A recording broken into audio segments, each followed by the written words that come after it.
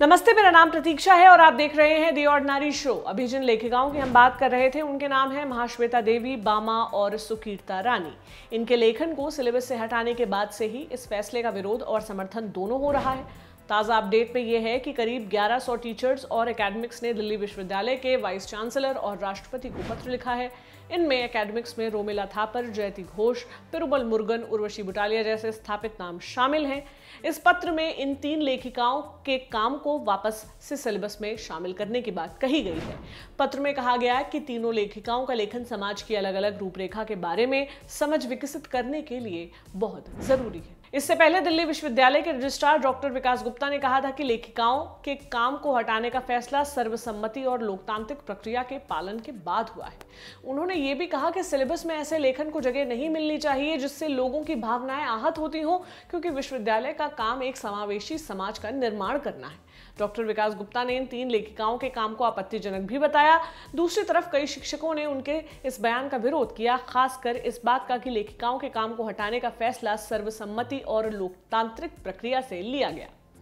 अगर इन लेखिकाओं की बात करें तो महाश्वेता देवी किसी परिचय की मोहताज नहीं है। उनका जन्म अविभाजित बंगाल के ढाका में 1926 में हुआ था। 40 के दशक में वे बंगाल के कम्युनिस्ट आंदोलन से प्रभावित हुई और फिर लगातार अपने लेखन के जरिए वो दबे कुचले लोगों की आवाज उठाने लगी। साहित्य और समाज में उनके योगदान के लिए उन्हें कई प्रतिष्ठित पुरस्कारों से नवाजा जा चुका है, मसलन साहित्य अकादमी, ज्ञानपीठ, पद्म विभूषण और मैग्सेसे पुरस्कार।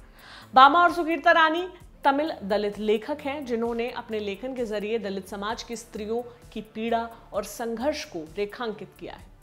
महाश्वेता देवी की जिस कहानी को सिलेबस से हटाया गया है उसका शीर्षक है द्रौपदी।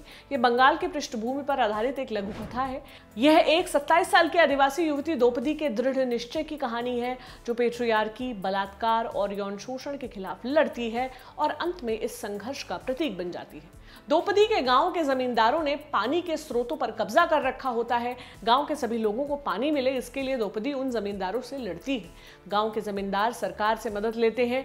सरकार के आदेश पर काम करने वाले सिपाही द्रौपदी को पकड़ने के मिशन पर भेज दिए जाते हैं। ये सिपाही द्रौपदी को पकड़ लेते हैं, उसका बलात्कार करते हैं और फिर उससे कपड़े पहनने को कहते हैं, लेकिन द्रौपदी कपड़े पहनने से इनकार कर देती है। सभी कपड़ों को फाड़कर फेंक देती है। द्रौपदी बिना कपड़े पहने अधिकारी के सामने चली जाती है। वो सवाल पूछती है कि आखिर वो कपड़े क्यों पहने और वहां ऐसा कौन सा इंसान मौजूद है जिससे वो शर्म करे। द्रौपदी के इस सवाल का जवाब ना तो अधिकारी के पास होता है ना ही सिपाहियों के पास। सब के सब शांत पड़ जाते हैं। इस तरह से द्रौपदी का शरीर तमाम तरह की यातनाएं सहकर भी हार न मानने के बजाय जीत का प्रतीक बनता है। इसी तरह तमिल दलित लेखिका बामा की आत्मकथा कुरुक्कू को भी सिलेबस से हटा दिया गया है। 1992 में प्रकाशित हुई ये किताब कई भाषाओं में अनुवादित की जा चुकी है। इस किताब का एक अगला भाग है, उसका शीर्षक संगति है। इसे भी सिलेबस से हटा दिया गया है। ये दोनों ही किताबें तमिलनाडु के समाज में एक ईसाई दलित महिला के संघर्ष की कहानी कहती हैं।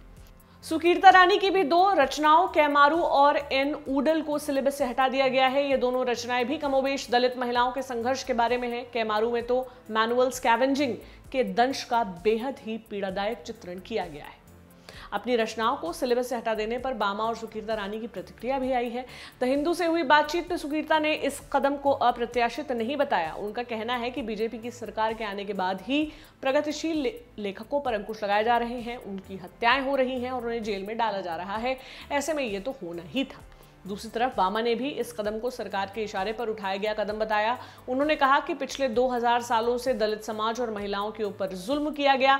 जब हमने पढ़ना लिखना सीखा और अपनी बात रखना सीखा तो अब हमें फिर से दबाने की कोशिश की जा रही है, लेकिन सरकार हमें जितना दबाएगी हम उतनी ही तीव्रता से प्रतिक्रिया देंगे। सरकार हमारा गला दबाएगी तो हम चिल्लाएंगे। बामा ने कहा कि वो दिल्ली विश्वविद्यालय के फैसले से दुखी नहीं है, लेकिन गुस्सा है और ये गुस्सा उनके आगे के काम में दिखाई देगा। इन लेखिकाओं के काम को सिलेबस से हटाने का फैसला ओवरसाइट कमेटी की अनुशंसा पर लिया गया। दिल्ली विश्वविद्यालय में इस तरह की कमेटी पहले नहीं होती थी। दिल्ली यूनिवर्सिटी के पूर्व वाइस चांसलर योगेश त्यागी ने अपने विशेषाधिकारों का इस्तेमाल करते हुए ये कमेटी बनाई थी। इस कमेटी पर जब मनमाने तरीके से काम करने के आरोप लगे तो इसके अध्यक्ष एम.के. पंडित की प्रतिक्रिया आई। इंडियन एक्सप्रेस की रिपोर्ट के मुताबिक पंडित ने कहा कि अलग अलग लेखकों को लेखन को सिलेबस से हटाना और शामिल करना बना रहता है। ऐसे में इस पर हंगामा नहीं होना चाहिए।